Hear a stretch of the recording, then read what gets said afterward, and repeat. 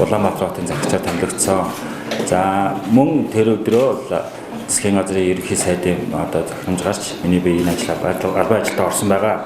Тэр нийслэл хотын үе үеийн дарганаар бол 100 хоногийн ажлаа өгнөж бас мэдээлэл хийдэг. Ер нь яг дэлхийн эдийн засгаар бол засгийн газрын 100 хоног гэдэг боловч бас мэдээж шинэ сонгуулийн дараах 100 хоног учраас дараа үтсэн миний бас ажлаа тайлхан зөвтэй гэж үзэж байгаа. Хоёрдугаарт бас сүүлийн үед хэвлэл мэдээлэл хэрэгслэр зарим нэг улс төрийн намуудаас 100 хоногийн ажлыг гуйвуулах өөрийнхөө үзмжээр дүгнэх юм хандлага гарч байгаа учраас миний бие одоо өнгөрсөн 3 сарын хугацаанд бас хийсэн ажлын хандлаар 5 хоногийн бас тавьж тайлхан зөвтэй гэж үзэж байна. Тэгээ энэ тайлагналт бол мэдээ тооцсон байдалтай бол болох байх. За өнөөдөр хэвлэлийнхэндээ бид нэр инфографик мэдээ гаргаж өгнө. Тэр инфографик мэдэн дээр бол илүү тодорхой тоо баримтууд дурддагна гэдэг би хэлмээр байна.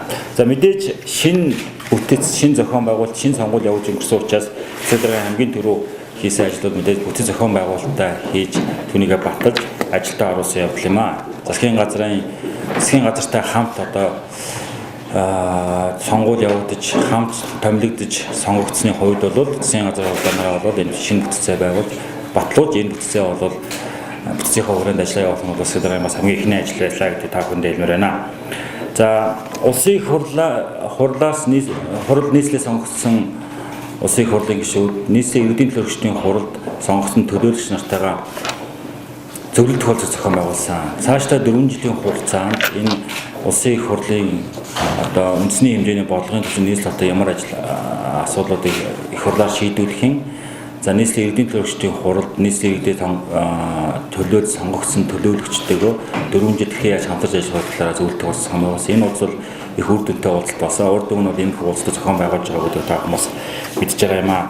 За улсын нийслэлийн иргэдийн төлөөлөгчдийн хурлаараа мөрийн хөтөлбөрөөр батлуулсан. Аж аргалтай Улаанбаатар гэсэн хөтөлбөртэй бид хүн сонгуул олгосон. Энэ аж аргалтай Улаанбаатар хөтөлбөрийн хүрээнд нийслэлийн засгийн 4 жилийн хугацаанд юу вэ гэдэг асуудлаа бол иргэдийн төлөөлөгчдийн хурлын хуралдаанаар батлуулсан. Энэ асуудлыг бол нээлттэй иргэд нээлттэй явуулсан. Хуралдаанаар хэлцэх юм нь бол нийслэлийн иргэдээс санал авсан. Ингээд хөтөлбөрөө амжилттай батлуулсан.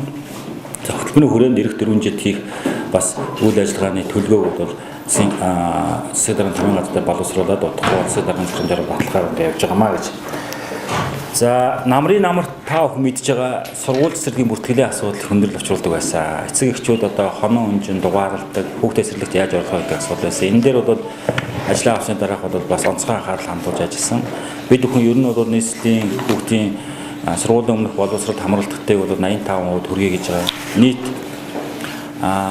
хороогүй цэцэрлэгтэй болгоё гэсэн зорилт тавьж байгаа. Энэ намар бол бид бүхэн онцгой анхаарч ер нь бол эцэг эхчүүд ямар нэгэн хүндрэлгүйгээр бүртгэлийн ажлыг зохион байгуулсан байгаа. Нээлттэй шилэн байдлаар хэн нэгэн цэцэрлэгийн эрхлэгч юм уу, хэн нэгэн одоо дүүрэг нийслэлээс устдаж хүүхдээс оруулах байдлыг бойлуулсан. Эцэг эхчүүд өөрсдөө шийдэж байгаа хэний хүүхдийг яаж оруулах вэ гэдээ шийдсэн. Энэ дээр бол ямар нэгэн маргаан гомдол гараагүй. Тэрний хажуугаар бас бид нар төрийн өмчийн бас цэцэрлэгтээ гэрээ байгуулад нийслэл хотын 3087 хүүхдийг бол цэцэрлэгт хамруулсан байж байгаа. За энэнд бол бид 1.4 тэрбум төгрөгийг бол улсын төсвөөс болоод төсвийн татвараар баталж бол хийсэн гэж.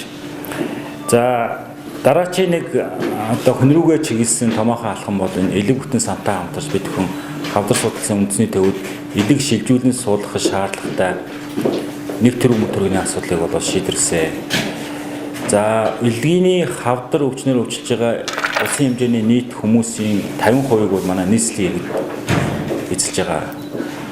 За өдөр тутам бол 4 хүн бол элэгний хавдар насарж байгаа. Тийм учраас нийслэлийн засаг даргын үед энд бол онцгой анхаарал хандуулж 1 тэрбум төгрөгийн санхүүжилтийг шийдсэн байгаа. Ингэснээрээ бол оны эхэнд нийт 20 хүнд бол үнэгүй элэгний хавдартай иргэний элгийг шилжүүлэн суулгах нислэл хийнэ. Энэ 20 хүний одоо 9 нь бол Улаанбаатар хотын дүүрэг болгоноос бол яаралтай тусламж хэрэгтэй байгаа. Энийг ийм иргэн хамрагдах юм аа. Энэ бол одоо бас хэрэгтэй хандсан маш чухал шийдвэр болсон гэж миний хувьд үзэж байгаамаа.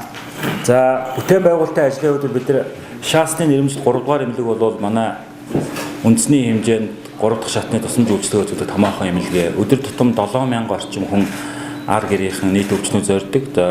Үүний хүмүүсийн машины зогсоолын асуудлыг хүнд байна. Урд эмнэлгийн өмнөх талбайг таах мэдж байгаа. Энд бас нийслэлийн төсвөөс замын сангийн хөрөнгөс тодорхой хөрөнгө зараад бид бүхэн иж өрн тогтцолтыг нь бол хийж дуусгасан. Нийтдээ 50 орчим машины зогсоод гэрэлтүүлдэг ногоон байгууламж яваа үний замыг хийсэн байгаа. Энийг бол бид хүмүүс ашиглалтанд оруулж нээсэн байгаамаа. За ТЭЦ-3-ын бануун талаар явдаг Яармгийн үүртэй холбогдсон замыг дуусгаж бол ашиглалтанд оруулж дууссан байгаа.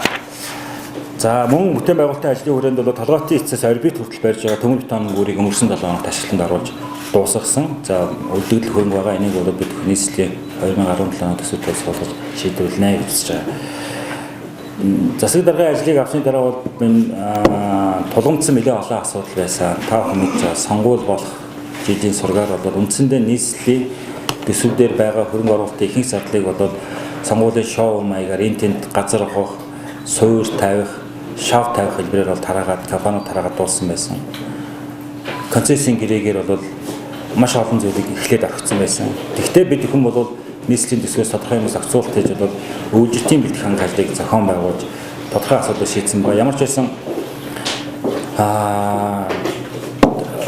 сургуулиудын засварыг бол ээж бүрээр дуусгасан. Улсын төсөв болон нийслэлийн төсвүүдээр төсөв хөрөнгө суугаагүй. За сургуулийг хичээлийн шинжилт эхлэхэд сургууль нээх бололцоогүй байсан. Тэр сургуулиудын бүгдээрнгийн бол сэжинсэн байж байгаа. За мөн иргэдийн өсөлтөөр тодорхой орон сууцны хорооллуудын өвчтөлийн бэлтгэл хангасан. Би зарим нэгэн тоо баримтуудыг бол Сүхбаатар дүүргийн 160 дугаар сургууль, Хаан ууд дүүргийн цэцэрлэг, Хаан ууд дүүргийн 53 дугаар цэцэрлэг, Баянгол дүүргийн 96, 98, Сонгон хайрын дүүргийн 110 дугаар цэцэрлэг ийм болон Надаах дүүргийн 2 дугаар хорооны орон сууцны хорооллын цэвэр усны шугамын эвдэрлэл, дээврийн эвдэрлэл бусад олон зүйлийг засаж амжилсан гэдгийг бол хэлмээр байна.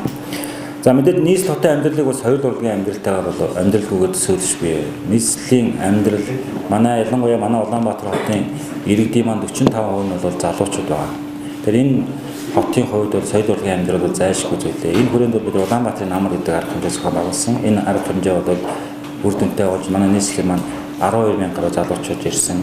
Ер нь цаашдаа бид Улаанбаатарын намар арга хэмжээг фестивал болгож зохион байгуулах гэж байгаа. Энэ үеэр бол намрын энэ баян удирдлын өгөөж шиг ард түмэндээ хүргэх, бараа бүтээгдэхүүнээс сурталчлах хөл бүтээн 7 хоногийн арга хэмжээ зохион байгуулдаг болно. Зөвхөн урлагийн цэнгээс гадна гэсэн ийм төлөвлөлтөөр болсон. За мөн одоо дөнжин гаруй хорооллын иргэд бол бүтэн 3-4 сарын бол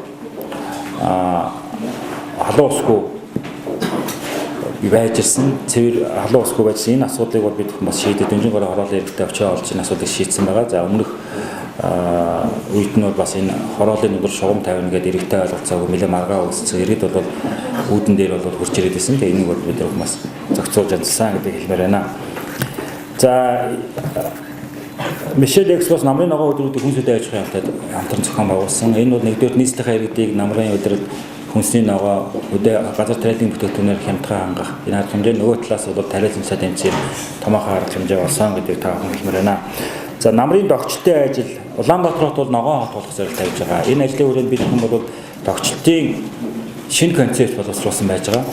Тэр Улаанбаатар хотын ногоон байгууламж гэхлээр ерөөсөө энэ тэндгүү хаамаагүй газар авч нэг өнчин улаас тарьдаг, өнчин гацуур тарьдгийг бол зогсооё. Цаашдаа Улаанбаатар хотын ногоон байгууламжийн концепцэд бол бид нэр нягтралыг сайжруулах гэсэн концепт барья гэж.